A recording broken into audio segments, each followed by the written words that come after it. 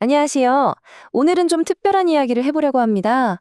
리더십, 성공, 이런 단어들을 떠올리면 뭐가 생각나시나요? 그런데 오늘 우리가 파헤쳐볼 성공의 비결은요, 아주 뜻밖의 장서, 바로 고대의 전쟁 전략서에서 나옵니다. 굉장히 흥미롭죠?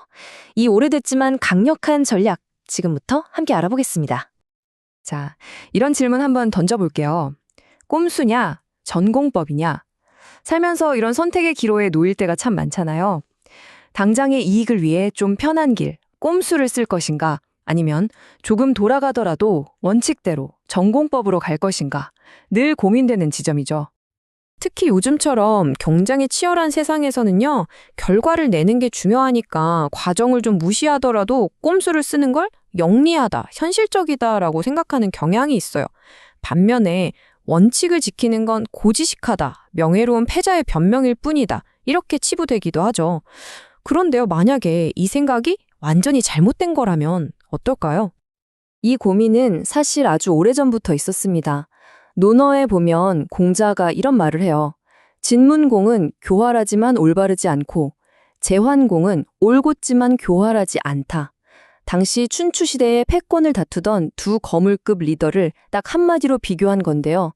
이들의 근본적인 차이를 날카롭게 짚어낸 거죠. 그런데 올고듬, 즉 전공법의 진짜 힘을 제대로 이해하려면 우리가 생각하는 그런 도덕책이 아니라 아주 예상치 못한 곳을 들여다봐야 합니다. 그게 어디냐면요. 바로 세계에서 가장 유명한 전쟁 교본, 손자병법입니다. 손잡병법에 이런 구절이 나옵니다. 질서정연한 깃발을 가진 군대를 가로막지 말고 위풍당당한 진영을 공격하지 말라. 이게 바로 우리가 아는 정정당당의 어원이에요. 놀랍지 않나요? 원래 정정당당은요, 그냥 착하고 페어플레이 하라는 뜻이 아니었던 겁니다. 오히려 그 반대죠. 손자 같은 최고의 전략가도 저긴 건드리면 안 되겠다 하고 포기하게 만들 만큼 빈틈없이 준비되고 위험 있는 상태. 그게 바로 진짜 정정당당의 의미였던 거죠. 이 개념을 현대적으로 표현하면 방어적 위험이라고 할 수 있겠네요. 무슨 말이냐면 어떤 꼼수나 속임수가 파고들 틈 자체를 아예 주지 않는 거예요. 스스로를 완벽하게 정비하고 원칙을 세워서 누구도 함부로 덤빌 수 없는 상태로 만드는 거죠. 이게 바로 궁극의 힘, 진짜 하드파워 전략입니다. 자, 그럼 이 방어적 위험이라는 게 실제 역사에서는 어떻게 발현됐을까요? 다시 아까 그 두 리더 이야기로 돌아가 보죠. 공자가 비교했던 진몽공과 제환공, 이 두 사람의 이야기 속으로 들어가 보겠습니다. 왼쪽의 진몽공은 교활함, 즉 꼼수를 썼어요. 단기적인 성과는 냈을진 모르지만 이런 건 뭐랄까, 신뢰를 담보로 빚을 지는 것과 같아요. 일종의 기술적 부채처럼 말이죠. 당장은 편해도 나중에 반드시 문제가 생깁니다. 반면에 오른쪽의 제환공은 올고듬, 즉 전공법을 택했죠. 이건 당장 눈에 보이는 성과는 더딜 수 있어도 차곡차곡 신뢰 자산을 쌓아가는 방식입니다. 장기적으로 보면 이게 훨씬 더 강력한 힘이 되죠. 특히 제환공의 삶에서 있었던 한 극적인 사건을 보면 이 원칙이라는 게 어떻게 현실 세계에서 진짜 힘이 되는지 아주 명확하게 알 수 있습니다. 어떤 일이 있었냐면요. 당시 경쟁국이었던 진나라가 제나라를 압박하기 위해서 아주 무리한 요구를 합니다.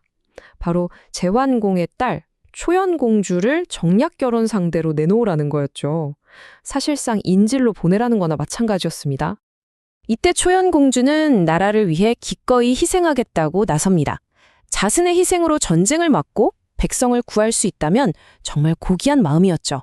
이게 어쩌면 가장 쉬운 해결책처럼 보였을지도 모릅니다. 하지만 그때 한 현명한 신하가 이렇게 간언합니다.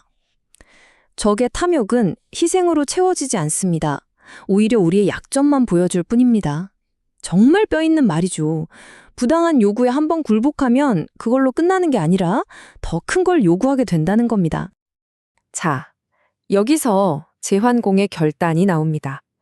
그는 딸을 희생시키는 쉬운 길을 거부해요. 대신 원칙을 선택합니다.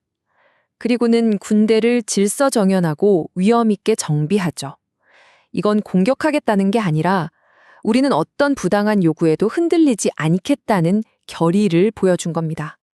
결과가 어떻게 됐을까요? 놀랍게도 제나라의 그 흔들림 없는 태세, 그 위험 있는 모습을 본 진나라 군대는 싸워보지도 않고 그냥 물러나 버립니다. 아, 저 나라는 꼼수로 흔들 수 있는 상대가 아니구나. 이걸 깨달은 거죠. 이게 바로 방어적 위험의 힘입니다. 자, 이 이야기가 수천 년 전 이야기 같지만 바로 오늘을 사는 우리에게 던지는 메시지가 굉장히 큽니다. 과연 우리는 어떤 승리를 원하는가 하는 질문이죠. 공자는 이렇게 결론을 내립니다. 올바르지 않은 길로 얻은 승리는 진짜 승리가 아니다. 그저 시간을 버는 것일 뿐이다. 꼼수로 쌓아 올린 성경은 결국 모래성과 같다는 거예요. 언젠가는 무너질 수밖에 없는 그 붕괴를 잠시 유예하는 것일 뿐이라는 거죠. 그러니까 결론은 아주 명확합니다. 원칙 위에서 얻은 승리는 신뢰라는 튼튼한 기반을 만들어서 그 다음 성공으로 나아갈 디딤돌이 됩니다.